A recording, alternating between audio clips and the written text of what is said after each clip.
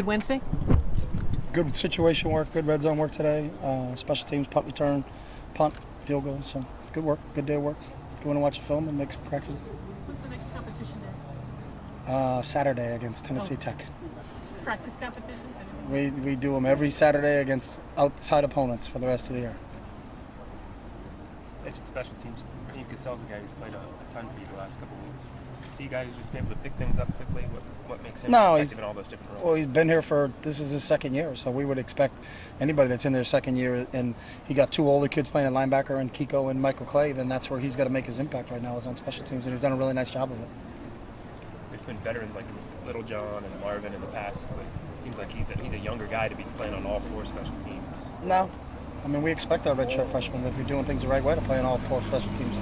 That's what we're asking our guys to do, so that guys like Michael Clay and Kiko can get a little bit of a break. But, that's been expected of our guys. Marvin played special teams for a long time here. TJ Ward had that same role when he was a younger player here, so that's just kind of the way it's been here. Bryson was different because he was a junior college transfer. But by and large, if you're a redshirt freshman, you're in your second year here, we would hope you'd be able to contribute for us on special teams. Rogers for Tennessee Tech is a guy who transferred from Tennessee, put up big numbers at Tennessee. From watching him on tape at Tennessee Tech, what does he do well? Good player. He's tall, very athletic. I think he's about 6'3", can run after the catch. So he's a kid that we need, certainly if they're throwing the ball to him and it looks like they're targeting him a lot, we need to wrap him up. We need to get some guys to the ball carrier, but he's a good sized receiver no matter where he is, whether he's at Tennessee or Tennessee Tech. 6'3" kid, breaks tackles very well and can run after the catch. How much has he improved since you guys played him at Tennessee a couple years ago? I haven't even watched Tennessee a couple years ago, so I couldn't tell you that. Do you think opponents like Tennessee Tech, these kind of smaller FCS schools, do you see them as potentially more dangerous opponents just because they have nothing to lose coming into games like these? I don't think anybody has anything to lose in any game, so I don't understand the question. So I don't think a team comes in here and says we have something to lose, so we're not going to play very hard. I think everybody that plays us, we get their A game from just because that's the way it should be. And it's the same thing when we play everybody. We're not holding anything back. When we go out and play on Saturday, we're going to win the football game. So I think if that's your mentality going in, that I've got something to lose, and invariably you're probably going to lose. So you got to lay it on the line every time you go out there. So. They say they have this. They call themselves the 60 fastest minutes in football. How similar is what they do tempo-wise to what you do? We don't know. I mean, we don't watch their games. We just watch game film, so it's stop and start. So we don't watch an entire game. I can't tell you how fast they line up between plays. When we watch coaches' tape, it starts at the beginning of the play and ends at the end of the play and then goes to the next play. So until we see that part in person, we really can't tell. More special teams. Your two snappers have obviously been around for 2-3 years now. How comfortable you are with them and that unit? I mean, just one of those units you really very comfortable. I think Drew's been outstanding, but Jeff's been outstanding. I can't recall off the top of my head when we've had they haven't done their job, and that's a credit to them. That's what people usually say about a snapper is you know their name. When they're not snapping it the right way or it's poor snap. But both those guys have been kind of anonymous so far, so that's a good thing. I think it's pretty rare to have one at each spot.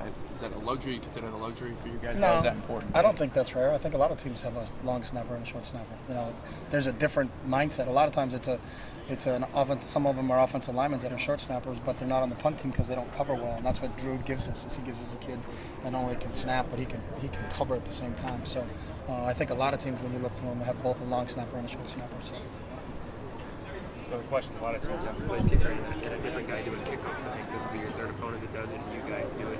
Is that something, as travel rosters have expanded, has that become more common? We just do it based upon who's the best. If we had one kid that was the best punter, kicker, and kickoff guy, then we would do it that way. One kid would handle all three, but we've got three guys that handle it because Jackson's obviously our best punter. Robbie won the place kicking battle, and then Alejandro won the kickoff battle. But it wasn't, well, one of them's going to do one of them's going to do another. It's our competition that went on between us is to find out who the best is at each.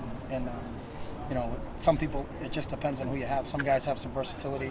Some guys from kickoff standpoint can boom the heck out of it, but they're not as accurate as the guy who's kicking field goals. And obviously accuracy is what you're looking for on the field goals, but on the kickoffs you're looking for a little bit more distance, and you'll sacrifice some of the accuracy. So we just seem to have three, but I've never looked at other rosters and seen what they have and what they don't have. So. Has kicking off become any more strategic over the years that now it's specialized to the point? where it helps? I think it's always been that way. I think everybody is always trying to directional kick at certain times. Obviously, you just look at our situation when number 6 is back there, people don't kick.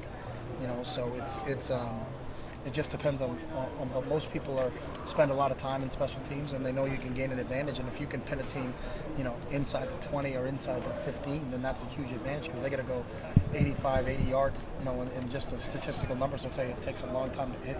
It's very difficult to drive 85 and 80 yards. So the less field yardage you can give up on your kickoffs, the better off you are. That's why people spend a lot of time on it. It's a huge advantage in terms of swaying the field in terms of where you are. So. Your kickoff return team, do you just imagine Farrell Brown will be all fair catch the entirety of the season? No, I think it just depends.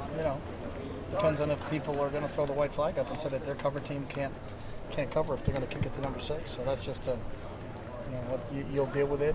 And we've moved our guys up and trying to take advantage of it. But it seems like when we move them up, they kick it shorter. But if they're going to kick it shorter, we'll take it on the 40 every time. So.